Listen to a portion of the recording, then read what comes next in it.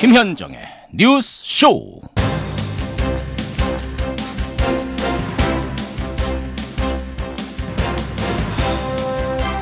애청자 여러분, 새해 복 많이 받으십시오. 설날 아침에 인사드립니다. 가족들과 친지들과 즐거운 시간 보내고 계시죠? 오늘 김현정의 뉴스쇼도요, 어제에 이어서 설 특집으로 꾸밉니다.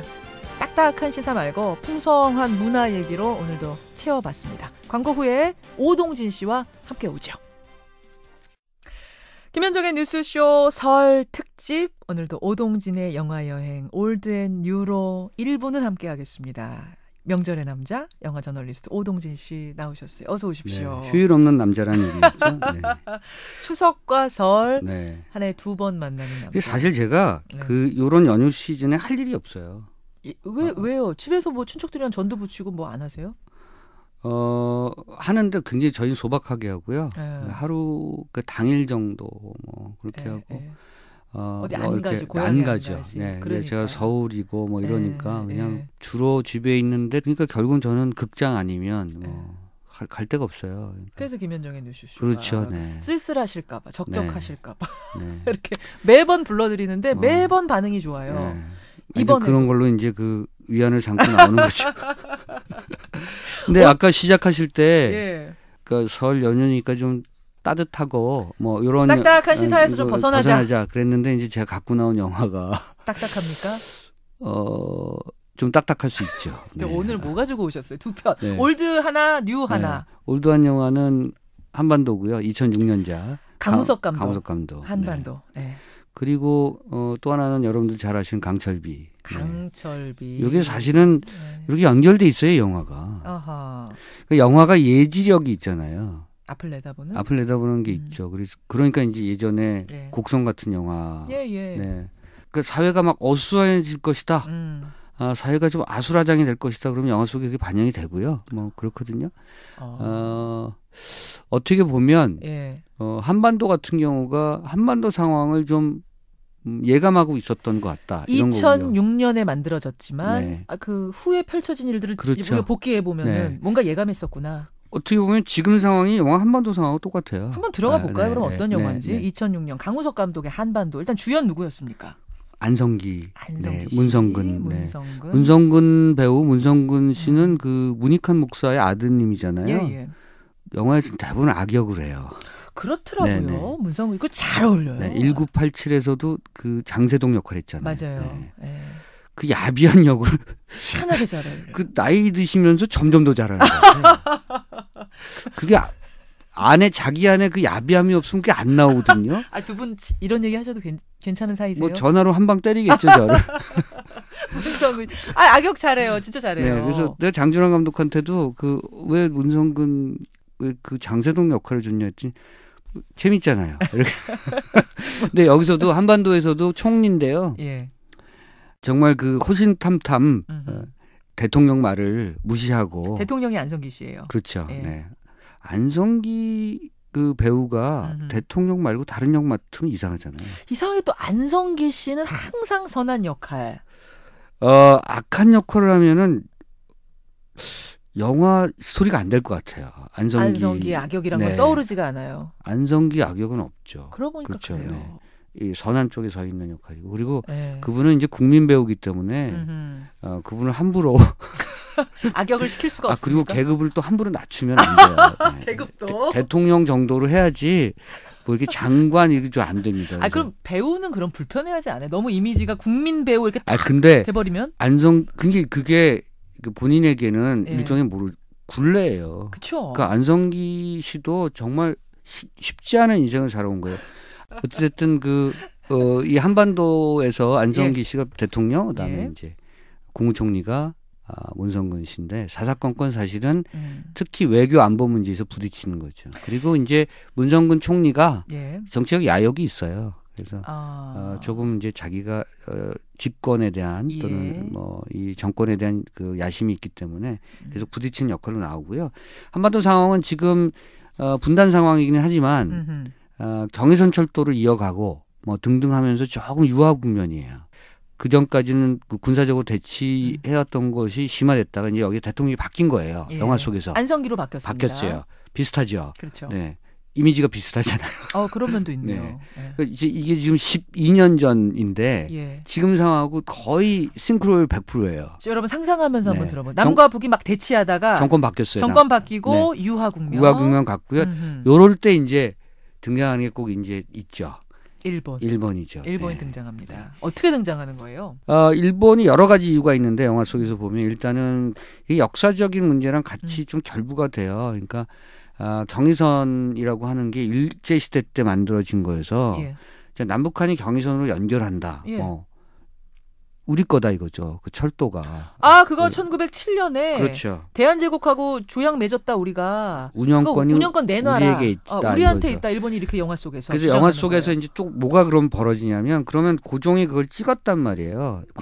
국세를 찍었는데 예. 영화 속에 이제 또 한 명의 인물이 서울대에서 역사를 가리키는 교수가 있어요. 그 조재현 씨가 맡았어요. 근데 이제 뭐냐면 그 국세는 고종이 일부러 가짜를 만들었다. 당신들 일본이 가지고 있는 그 국세. 그거 가짜다. 국세야. 그게 그 문서는 가짜다. 종이 조각이야. 그렇죠. 그러려면 그거를 입증하려면 어떻게 해야 돼요? 진짜 국세를 찾아야 되잖아요. 예. 그러니까 한쪽에서는 진짜 국세를 찾는 과정이 영화 속에서 벌어지고요. 그래서 막 발굴을 하고 막 이럽니다. 그래서 그 과정이 벌어지고 또 결국은 일본의 그 침략을 막기 위해서는 남한 군사력만으로 부족하니까 이제 북한 군사력이 공동으로 발휘되는 거죠. 요게 이제 이 영화 한반도. 그러니까 실제로 남과 북이 아닌 한반도가 뭔가 새로운 어떤 역사를 만들어 나간다는 그런 얘기들을 펼치는 것이 영화의 핵심 줄거리입니다. 여기서 좀 중요한 게 일본이 그렇게 공격을 해올 때 우리 안에서 갈등이 일어나잖아요. 그렇죠. 그러니까 안성기, 그렇죠. 문성근으로 대표된 대통령과 국무총리가 정파가 나뉘어서 그렇죠. 우리 안에서 이래야 된다 저래야 된다 뭐 일본이 옳으니 그러니 요 갈등의 모습. 그러니까 결국은 큰 틀은 일본과 싸우는 것이 국익에 도움이 되느냐 아니느냐 이런 거죠. 이것도 여러분 생각해 보세요. 그러니까 지난해 우리가 위안부 협상, 지난 정부에서 위안부 협상 할 때 이게 결국은 장기적으로는 일본과 우리 사이에 그렇죠. 이게 도움이 되는 거다라는 것과 아니다 죽어도 안 되는 건 안 되던 거라는 것 우리 안에 갈등이 있었던 그렇죠. 거잖아요. 일본과 관련해서는 민감하잖아요. 어쨌든 간에. 그러니까 그것들이 영화 속에서도 반영되고 있고요. 사실은 저 너머에 일본을 포함한 그러니까 뭐 미국과 그러니까 이 한반도를 둘러싼 그 열강들 4개 강국들의 어떤 그 자기들의 자국적 이익과 이런 것들이 다 얽혀 있는 거죠. 그러니까 2018년 지금과 이렇게 비교해 보면 일본이 지렛대가 되는 것일 뿐 여기에 미국의 이익과 그 러시아와 중국의 어떤 그런 강대국의 이익들이 막 섞여서 몰아칠 것이다 이런 느낌이 오는 거죠. 그럴 때 우리는 한반도는 어떻게 생존할 것인가 이런 거죠. 결말은 저희가 말씀 안 드리겠습니다. 결말 어떻게 될지 궁금하시죠? 저는 이 부분이 재미있는 것 같은 게 뭐냐면 사실은 이게 영화가 짜잔 나왔을 때 평단의 평가는 별로 안 좋았다면서요. 저만 좋겠었어요. 왜 또 일반적인 평론가들의 입장은 뭐였고 오동진 씨 입장은 뭐였습니까? 그러니까 일반 평론가들은 이제 국뽕 영화다. 국가주의 민족주의 너무 강하다. 실제로 저만 좀 좋겠었어요. 뒤져보시면 한반도에 대해서. 그러니까 영화적 완성도의 문제를 좀 떠나서 나는 이것이 갖고 있는 정치적 또는 군사적 외교적 개연성이라고 하는 것이 놀랍다. 그리고 사실 한반도가 갖고 있는 것은 국가주의의 모습이 아닌 것 같고 이것이 갖고 있는 것은 우리의 생존과 우리의 그러니까 인간적 삶을 어떻게 이어나갈 것인가 그 생존의 문제에 대한 고민이다. 그 흔적이 보인다. 이렇게 썼었죠. 그런데 뚜껑을 열어보니까 관객들의 평가는 상당히 높았어요. 그런데 이제 한 300만 넘었거든요. 330만? 맞죠? 그렇죠. 근데 강호석 감독이 실미도로 이제 한 1,200만 했거든요. 이게 이제 약이자 독이에요. 이분한테. 300만은 만족 300만은 이건 망한 거야. 그래서 내가 몇 번 얘기하거든요. 그 잠실 경기장에 27,000명 들어가는데 그 100개 있는 거다 지금. 270만 넘어서 330만이요. 그래서 그런데도 이제 본인이 만족하지 못하니까 이 영화가 폭 망했다 이렇게 얘기된 거죠. 여러분 결말 궁금하시면 이거 보시면 됩니다. 2006년작 강우석 감독 한반도 오늘 첫 번째 영화로 소개를 해드렸습니다. 노래 한 곡 좀 들었으면 좋겠는데요. 영화 한반도의 삽입곡입니다. 윤도현 밴드가 부른 1178 이렇게 읽으면 되는 건가요? 이게 무슨 뜻이에요? 암호죠. 네. 무슨 한반도 길입니다. 남해에서 북까지 북에서 남 1178 그렇죠. 킬로미터. 서울에서 부산까지 약 500km니까요. 네. 북이 조금 더 길죠. 왜냐하면 저 위쪽으로 가는. 네. 야, 이건 설명 안 듣고는 절대 모를 노래입니다. 들어보죠. 기도했었지. 너와 내가 잡은 손 그 누군가 갈라놓았어. 지할 수 없는 아픔에 눈물 흘리지. 윤도현 밴드 영화 한반도의 삽입곡이었습니다. 1178. 다시 보고 싶으시죠, 한반도? 한반도 한번 보고 싶어요. 이 영화는 지금 시점에 한번 보면서 이렇게 네. 비교해 보시는 게 괜찮을 것 같고요. 어떻게 풀었던가 이 부분이 좀 제가 네. 생각이 안 나서 네. 한 번 더 보면 좋을 것 같아요. 안성기 대통령이 참 좋으신 분이었죠. 지혜롭게 네, 풀었습니까? 대통령이 지혜롭게 풀었습니다. 지혜롭게 네. 풀었습니까? 한반도. 그래. 두 번째 영화 가겠습니다. 두 번째 네. 영화.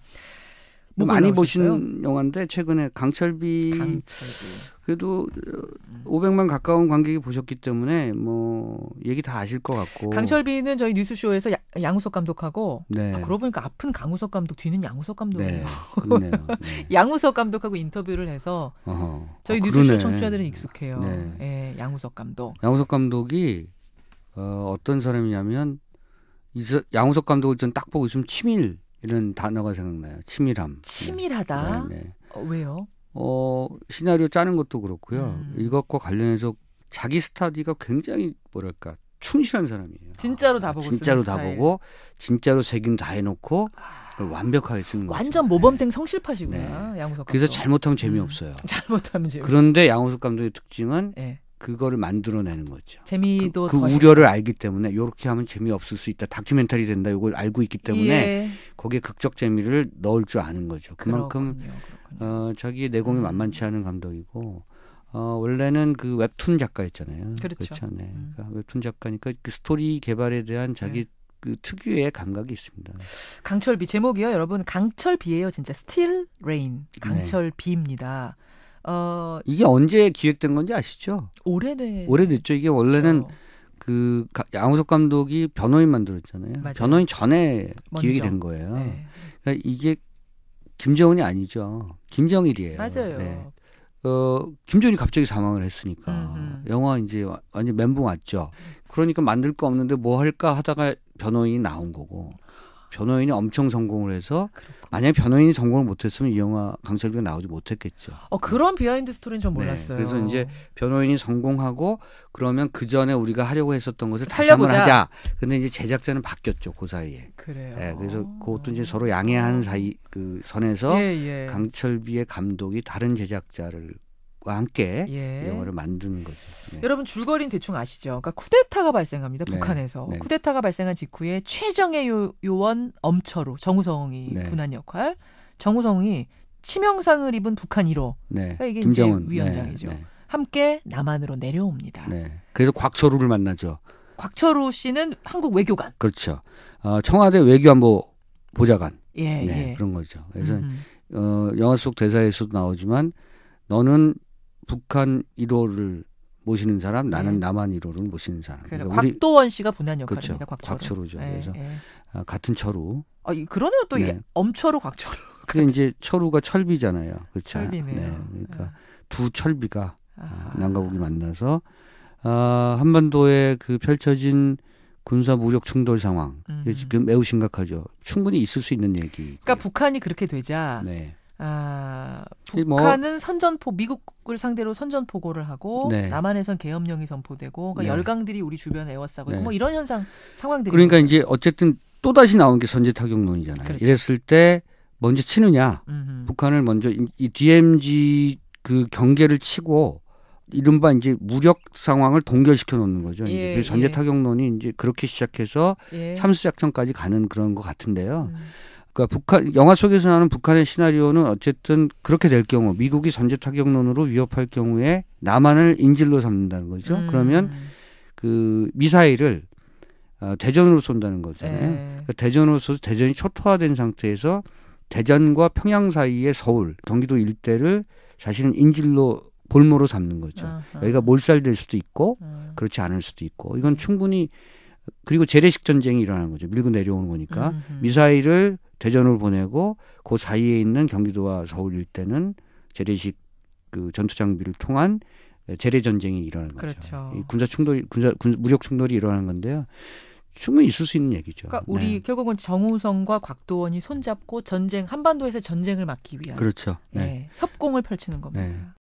남북 분단을 그린 영화는 정말 많잖아요. 네. 정말 많은데 특별히 이 영화에 주목하신 이유는 뭡니까? 남북 분단을 그린 영화가 반공만 많았죠. 그러고 보면 6.25 전쟁 뭐 이런 그렇죠. 거 배경으로 한 예. 영화가 많죠.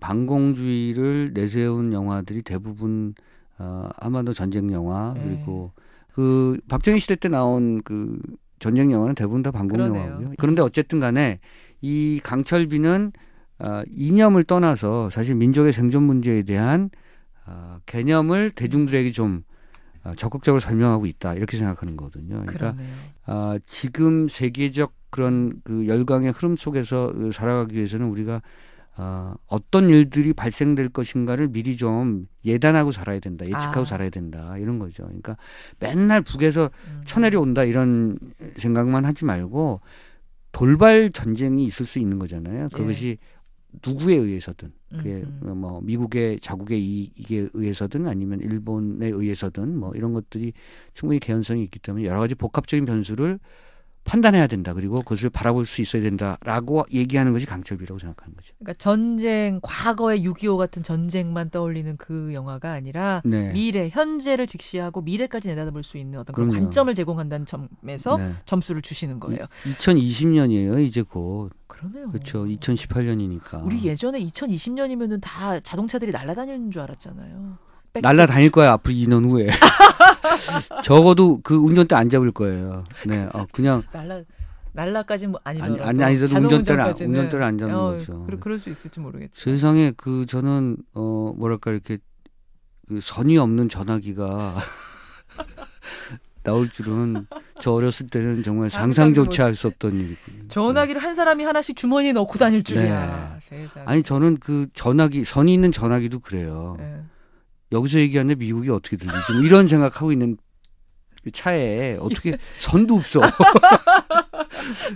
이게 뭐 순식간에 생기기 때문에. 얘기가 좀 셌습니다만 2020년을 코앞에 두고 그런 상황에서 허건날 그런 뭐랄까 반공 이데올로기로 한반도의 그 상황을 재단할 수는 없는 거겠죠. 네. 앞에서 소개해 주신 한반도도 그렇고요. 강철비도 그렇고 우리 한반도 상황을 좀 뭐랄까요 미래적인 관점에서 폭넓게 바라보자 이렇게 볼 수도 있구나 저렇게 풀 수도 있구나 이런 시각을 제공해 준다는 겁니다. 하나만 짚고 갔으면 좋겠어요. 정우성 씨 연기 액션 좋죠. 어떻게 보죠? 정우성 씨가 그렇게 액션 잘하는지 몰랐다는 분들이 꽤 많았어요. 사실 정우성 씨가 연기를 잘해요. 저평가된 겁니까? 저평가돼 있어요. 얼굴이 너무 잘생겨서? 그렇죠. 그래서 일부러 자기를 좀 망가뜨려요. 정우성은 그 대표적인 영화 마담 뺑덕이에요. 마담 뺑덕이 이제 요즘 그 젊은이들 얘기로 폭망한 영화긴 한데 사실 이제 아주 아저씨에서 원빈이 막 근육질의 그 복근을 보여줬잖아요. 마담 뺑덕에서 정우성은 복근을 오히려 좀 해치시켰어요. 일부러. 그렇죠. 똥개도 그런 거 아니었어요? 그렇죠. 똥개도 망가뜨린. 정우성은 본인이 알아요. 그래서 자신의 외모가 자신에게 약이자 독이라는 걸 알고 있기 때문에 그것을 어떻게든 연기로 커버를 해야 되는데 연기를 커버하려면 자기가 굉장히 다양한 역할을 해야 된다는 걸 알아요. 그래서 마담 뺑덕도 그렇고 지금 얼마 전에 재작년에 나왔던 아수라에서는 영화 처음부터 끝까지 얼굴에 상체가 없을 데가 없어요. 하도 맞아서 영화 속에서 맞고 베이고 뭐 이런 역할이잖아요. 그리고 교통사고 나고 막 이러니까 얼굴이 찢어지고 다치고 멍들고 계속 그런 모습밖에 없어요. 그러니까 그 온전한 얼굴이 나온 적이 없어요. 아수라에서. 그러니까 일부러 자기가 그런 역할을 선택하는 거죠. 이번에서 강철비에서도 대단하죠. 사실은. 다만 이제 그 북한식 억양이라고 하는 것들이 과연 저도 북한식 억양은 모르잖아요. 모르죠. 그러니까 북한 관객이 봤을 때 평가를 한번 해줘야 될 것 같고요. 이런 잘생긴 배우들이 좀 오해를 받아요. 예를 들면 장동건. 네. 장동건. 네. 그 사슴의 눈이거든요. 그렇죠. 네. 그래서 연기를 안 보고 자꾸 눈만 보니까 그 사람은 그러니까 오해를 받는 거예요. 장동건도 노력하거든요. 노력하는데도 이상하게 연기에 대한 저평가 역시. 시비를 걸어요 사람들이. 맞네요. 여자 배우들도 사실은 그렇고 김태희 씨 같은 경우도 그렇고. 그렇죠. 네. 전지현 뭐 이렇게 전지현 외모가 출중하면 네. 연기가 영화 베를린에서 전지현이 그 하정우를 안으면서 죽어갈 때 그 당신 마음 다 안다오 막 이럴 때 그 절절한 그 대사력은 따라갈 수 없어요. 네. 그래요. 이런 거 전지현 씨가 알아줘야 되는데 오늘 전달이 안 돼. 전달이. 들을까 모르겠어요. 네. 들을까 모르겠어요. 아니, 전 이렇게 붙이고 있으려나. 전을 붙여요. 전지현 씨니까. 이런 아재 개그는 네. 좀 삼가해 주셨어요. 이쪽으로 오시는군요. 점점. 네. 올드 앤 뉴 오늘도 유쾌하게 오동진 씨와 함께 꾸며봤습니다. 전쟁과 평화라는 주제로 어제와 오늘 여러분 어떠셨어요? 우리한테 뭐 가벼운 오락 영화처럼 보일지도 모르겠습니다만 보고 나면 뭔가가 묵직하게 내려앉는 그런 영화들. 가족과 친지와 좋은 시간 보내시고요. 조금 여유가 남으시면 주말에 한번 즐겨보시는 것도 좋을 것 같습니다. 오동진 씨 고생하셨고요. 저는 올해 추석에 또 뵙겠습니다. 네. 추석에 추석에. 예약하겠습니다. 고맙습니다. 감사합니다.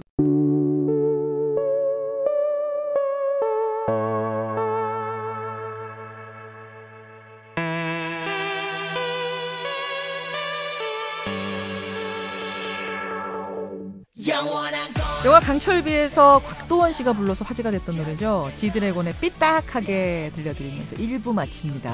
2부는요. 대한민국 대표 반려견 훈련사 별명이 개통이죠. 강형욱 씨와 함께 돌아오겠습니다.